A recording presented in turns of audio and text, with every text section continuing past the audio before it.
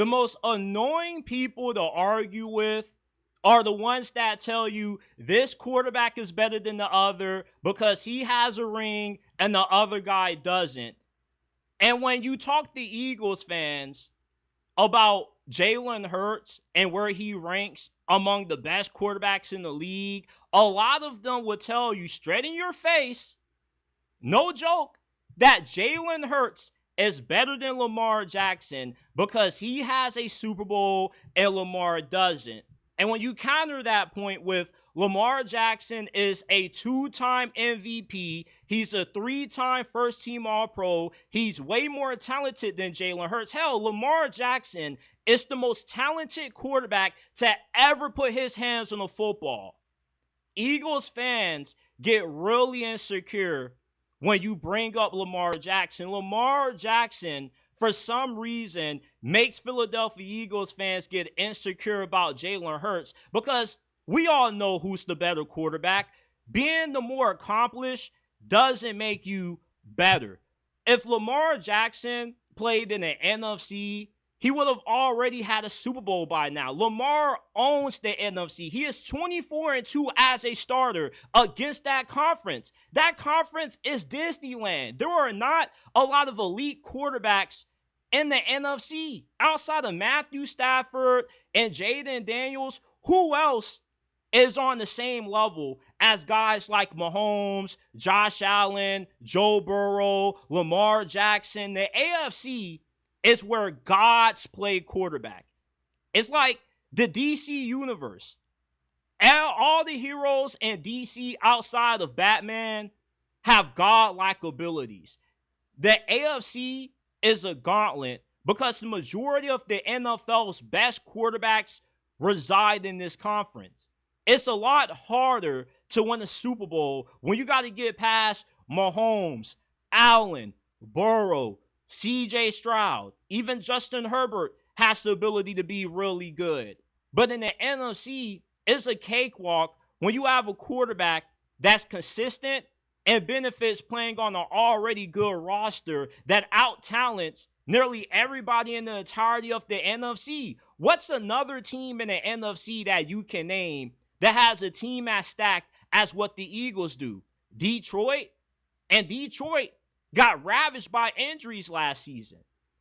Eagles fans, for some reason, have a hard time trying to contextualize Lamar Jackson's playoff shortcomings. Was Lamar Jackson the guy who dropped that 2-point conversion, which was supposed to send the game into overtime? Was Lamar Jackson the guy who got the ball ripped from him twice? No, that was Mark Andrews. Was Lamar Jackson the guy, and 2 years ago in the AFC Championship against the Kansas City Chiefs, the one who fumbled the ball at the 1-yard line? Lamar gets all of the blame for the Ravens' playoff shortcomings when the last time I checked, football wasn't 1-11, it was 11-11. To win, your whole entire team has to perform well. And the Ravens don't do that. The Ravens' biggest enemy in the postseason is not Lamar Jackson, it's themselves because they have too many self-inflicted errors.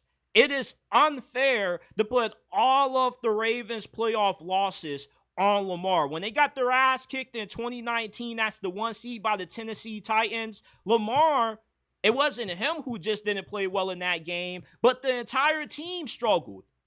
When they lost to the Buffalo Bills a few years after that, the Ravens didn't play their best football in that game. When the Ravens lose in the playoffs, it isn't all because of Lamar. Lamar's worst playoff game, by far, was when they played Kansas City in the AFC Championship. The issue with Lamar is he feels like he has to do more than what he has to. He feels like he has to put that cape on and be Superman. Lamar struggles in the playoffs because mentally he feels he has to play a style of football that wasn't the same way that he played throughout the course of the regular season. He doesn't run as much. He seems to second guess himself in the playoffs. Lamar has all the ability in the world to win a Super Bowl. Eventually, Lamar Jackson's time is going to come. It took Michael Jordan a while to finally get past the bad boy Pistons to get his first NBA championship. It took Peyton Manning a while to break through and to finally beat Tom Brady before he was able to get his first Super Bowl. Mahomes has dominated the AFC for damn near a decade. Everybody likes to pile on Lamar Jackson for coming up short in the playoffs, but they never have that same energy for Josh Allen. They never have that same energy for Jared Goff. Why is it that Lamar Jackson is the only quarterback in the NFL that's considered to be a choker when there are several other quarterbacks who have came up short, who haven't won a Super Bowl? I give Jalen Hurts this.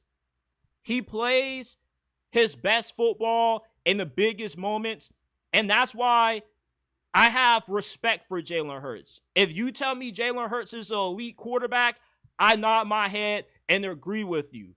And that's the one thing that he does better than Lamar.